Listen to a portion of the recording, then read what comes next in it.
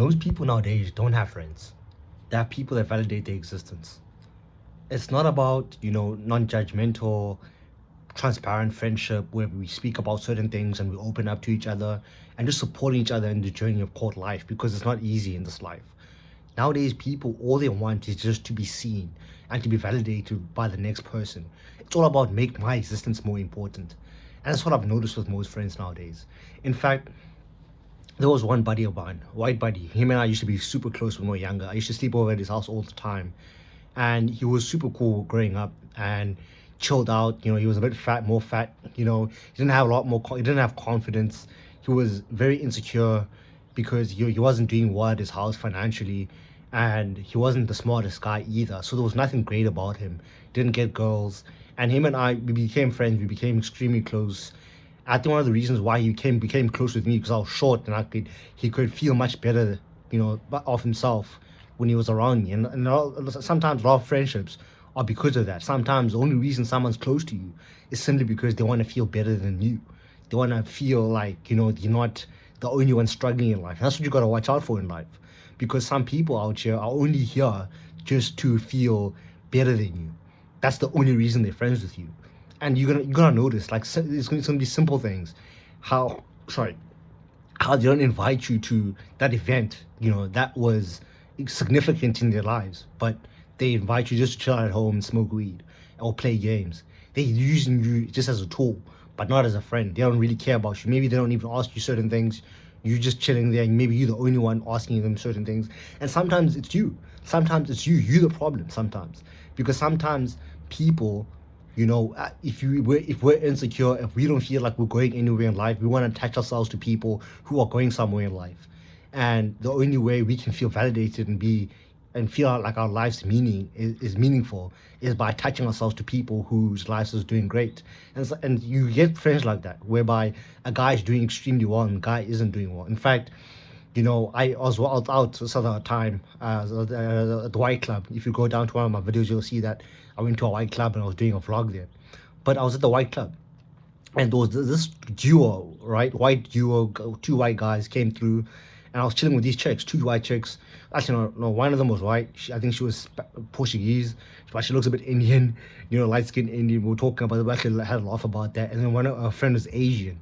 And I always like talking about girls and where they're from and their genetic history. It's always cool. You must actually do that. It's actually cool. They enjoy it. I personally enjoy it. Because they always ask me, what are you? And I say African, and you just see the mood go down. But it's like, yeah, what else? What do you expect me to say? Anyways, this duo came through. So one of the girls knew the duo. They come through, and I see one of the dudes. He's a sub-5, easily a sub-5. Recessed chin, big orbitals. I could just see. You can just see it. At the end of the day, it's explicit. It's right there, in front of you. And so this duo, and I noticed that his buddy next to him is extremely good looking. Chad. He's about 6 foot clean, and they come through. They sit down and they start speaking. But I started noticing that already. The only reason that the good-looking guy is friends with the sub-5 dude is because the sub-5 dude has a car, and he's doing a bit more better in his life than the Chad dude. And in a way, they validate each other. The only reason the Chad is chilling with him is because the guy is doing better and he can support him and he's got more money. And the only reason the sub-5 is chilling with the Chad is because the Chad has confidence, he's got charisma, he hangs out with girls. When they go out, he feels better. So it's things like that where you start noticing that these relationships aren't even about, compatibility or anything like that. It's all about just trying to, gain something that you are missing, you could say, in your life. And that's how most people's friends are. That's how it's not supposed to be like that. It's not really supposed to be like that. It's supposed to be, not even a partnership, but something whereby two people are going towards the same journey. And it could be one person is not so far in life, the other person isn't catching up or anything like that, but as long as you go on that journey. But what I notice nowadays is that everyone wants just to be the only way people make friends nowadays is if they status max. Because it's almost like hypergamy. There's hypergamy of friendship nowadays, whereby people only want to make friends with people who are high status, because those people bring things into their lives. Okay, that's all people care about nowadays, and people would rather have no friends if that person isn't high status. So what you start noticing that the high status people start having a bit more arrogance. Okay, and in letting people in their lives, they start like just judging people, and they don't allow anyone in their lives because they feel like everyone wants to be their friend. All the girls want them. I think status nowadays is becoming the juggernaut of everything.